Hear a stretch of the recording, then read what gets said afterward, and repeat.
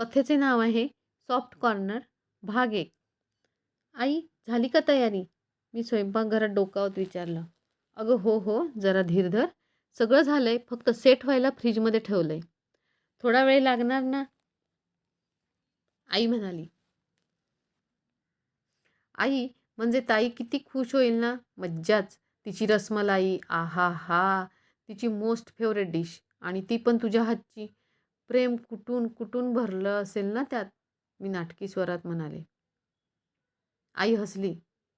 तुझी नौटंकी झाली असेल तर जा बघ, तुझी ताई कुठे पोचली. आता 8 वाजले. ए आई, मी नाही जाणार, तूच जा. त्या वाघाच्या जबड्यात हात घालायला मी काय वेडी आहे का? मी तोंड बारीक करत म्हणाले. आईने माझ्याकडे बघत हळूच सुस्कारा टाकला. तू अजून किती घाबरतेस तिला? आत्ता कुठे परत येते ती 3 वर्षांनी. एवढ्या वर्षांनी समोर येते. आता नसेल एवढी चिडचिड करत. लंडनला राहून नक्की बदलली असेल. आज ताई येणार होती 3 वर्षांनी. घरात सगळीकडे उत्साह होता. पण माझ्या मनात मात्र थोडी भीती होती. ताई म्हणजे आमच्या घरातील परफेक्शन क्वीन. तिचं बोलणं, चालणं सगळंच स्ट्रिक्ट. ती गेल्यावर घर थोडं शांत झालं होतं. पण आज पुन्हा ती येणार होती. आईने आज खास तिच्यासाठी ऑफिसला सुट्टी घेतली होती. घरात साफसफाई, स्वयंपाक सगळं परफेक्ट. मी मात्र अजूनही विचार करत होते. ती खरंच बदलली असेल का? थोड्याच वेळात दरवाजाची बेल वाजली. ट्रिंग ट्रिंग. माझं हृदय जोरात धडधडायला लागलं. आई धावतच दरवाजाकडे गेली. मी मात्र थोडी लांब उभे राहिले. दरवाजा उघडला. समोर ताई उभी होती. तोच आत्मविश्वास, पण चेहऱ्यावर एक वेगळीच शांतता होती. आई, ती हळू आवाजात म्हणाली. आईने तिला घट्ट मिठी मारली. माझ्याकडे पाहत ताई हसली. काय ग, अजूनही घाबरतेस का मला? मी थोडं हसत म्हणाले. थोडंसं. ती माझ्याकडे चालत आली आणि अचानक मला मिठी मारली. अगं वेडी, मी बदलले आता. त्या एका मिठीत 3 वर्षाचा दुरावा विरघळून गेला. ताईने मला मिठी मारली आणि माझ्या मनातलं सगळं टेन्शन जणू एका क्षणात नाहीसं झालं. अगं एवढी मोठी झालीस तू? ताई माझ्याकडे बघत म्हणाली. मी हसत म्हणाले. तूच 3 वर्ष नव्हतीस ना, म्हणून वाटते. आई लगेच म्हणाली. बस आता गप्पा. आधी आत ये, हातपाय धुवून घे, मी लगेच नाश्ता वाढते. ताई घरात पाऊल टाकताच एक क्षण थांबली. तिने घरभर नजर फिरवली. सगळं तसंच आहे, ती हळू आवाजात म्हणाली. आईच्या चेहऱ्यावर हलकीशी स्मितरेषा उमटली. तू नसलीस तरी तुझी आठवण रोज असते इथे. थोड्या वेळात सगळे टेबलाजवळ बसलो. आईने गरम गरम पोहे, चहा आणि शेवटी खास रसमलाई आणली. ताईने रसमलाई पाहताच डोळे मोठे केले. आई, अजूनही लक्षात आहे तुला? आई हसत म्हणाली. आई आहे मी, कसं विसरेन? ताईने एक घास घेतला आणि तिच्या डोळ्यात अचानक पाणी आलं. मी घाबरून विचारलं, ए, काय झालं? ती हलकं हसली. काही नाही. तिथे लंडनमध्ये सगळं आहे, पण हे नाही. हे घरचं काहीच नाही. त्या क्षणी मला पहिल्यांदा जाणवलं, ताई कितीही स्ट्रिक्ट असली तरी आतून ती खूप हळवी आहे. दुपार झाली. आई स्वयंपाकात बिझी होती. आणि मी व ताई हॉलमध्ये बसलो होतो. काय चाललंय तुझं? ताईने विचारलं. कॉलेज, फ्रेंड्स, बस, मी म्हणाले. ती माझ्याकडे थोडं गंभीरपणे बघत म्हणाली. आणि अभ्यास? मी लगेच नजर चुकवली. हो, चालू आहे. ती हलकसं हसली. अजूनही तशीच आहेस, टाळाटाळ करणारी. मी थोडी चिडून म्हणाले. तू आलीस आणि लगेच सुरू केलंस ना लेक्चर. ताई शांत झाली. थोडा वेळ काहीच बोलली नाही.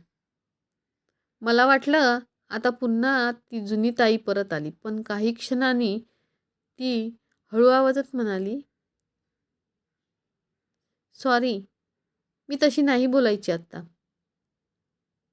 पण काळजी वाटते तुझी. मी थोडी शांत झाले. तू एवढी बदललीस कशी? मी विचारलं. ताई खिडकीकडे बघत म्हणाली. एकटं राहिलं की सगळं शिकायला लागतं. स्वतःला पण समजून घ्यायला लागतं. तिच्या आवाजात एक वेगळाच अनुभव होता. संध्याकाळ झाली. घरात पुन्हा हशा गप्पा सुरू झाल्या. पण रात्री मी पाणी प्यायला उठले तेव्हा ताई बाल्कनीत उभी होती. ती एकटी, शांत आणि थोडी उदास दिसत होती. ताई, मी हळू आवाजात हाक मारली. ती पटकन वळली. अगं तू झोपली नाहीस अजून? मी तिच्या जवळ जात विचारलं. तू ठीक आहेस ना? ती काही क्षण काहीच बोलली नाही. आणि मग अचानक म्हणाली, मी तुला काही सांगू का? पण आईला अजून सांगायचं नाही. माझं हृदय जोरात धडधडायला लागलं. काय आहे ताई? मी उत्सुकतेने विचारलं. बाल्कनीत थंड वारा वाहत होता आणि माझं मन मात्र उत्सुकतेने भरलं होतं. काय आहे ताई? सांग ना. मी हळू आवाजात विचारलं. ताई काही क्षण शांत राहिली. तिच्या डोळ्यात थोडी भीती, थोडं दुःख दिसत होतं. मी मी लंडनमध्ये एकटी नव्हते, ती म्हणाली. मी थोडी आश्चर्यचकित झाले. म्हणजे? ती खोल श्वास घेत म्हणाली. माझ्या आयुष्यात कोणीतरी आलं होतं. मी डोळे मोठे करत म्हणाले, ओहो, म्हणजे लव्ह स्टोरी आहे तर. ताई हलकसं हसली. पण ते हसू खूप वेळ टिकलं नाही. हो, पण ती स्टोरी इतकी सोपी नव्हती. ताई हळूहळू सांगायला लागली. तो खूप चांगला होता. माझी काळजी घ्यायचा. मी पहिल्यांदा घरापासून इतकी दूर होते आणि तोच माझा आधार झाला. मी शांतपणे ऐकत होते. पण काही महिन्यांनी मला जाणवलं तो बदलतोय. त्याचं वागणं, बोलणं, सगळं. कसं? मी विचारलं. ताईच्या डोळ्यात पाणी आलं. तो खूप पजेसिव्ह झाला. माझ्या फ्रेंड्सवर, माझ्या कामावर, सगळ्यावर कंट्रोल ठेवायचा. माझ्या अंगावर काटा आला. मग? मी हळू आवाजात विचारलं. मी खूप वेळ सहन केलं.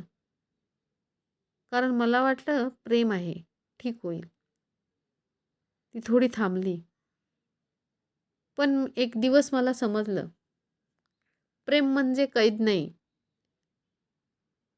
आणि स्वतःला हरवणं तर अजिबात नाही. मी तिचा हात हलकेच धरला.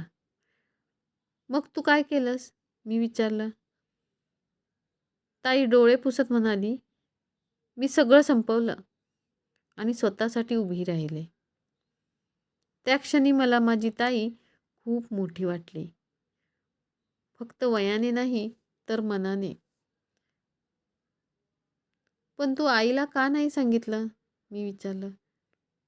ती हळूच म्हणाली, आई खूप काळजी करेल आणि मला तिला दुःखी करायचं नाही. मी थोडं हसत म्हणाले, पण तू एकटी नाही आहेस. मी आहे ना. ताईने मला पुन्हा एकदा मिठी मारली. म्हणूनच तर तुला सांगितलं. त्या रात्री आमच्यातलं नातं अजून घट्ट झालं. आता ती फक्त स्ट्रिक्ट ताई नव्हती, तर माझी बेस्ट फ्रेंड बनली होती. दुसऱ्या दिवशी आई नेहमीप्रमाणे हसत होती. घरात पुन्हा आनंद होता. पण आता मला एक गोष्ट कळली होती. प्रत्येक हसऱ्या चेहऱ्यामागे एक गोष्ट लपलेली असते. आणि कधी-कधी ती गोष्ट ऐकणारा फक्त एक आपला माणूस पुरेसा असतो. पुढे काय होईल ते पुढच्या भागात. कथा कशी वाटली कमेंटमध्ये सांगा आणि आवडली असल्यास सबस्क्राईब आणि लाईक जरूर करा. धन्यवाद.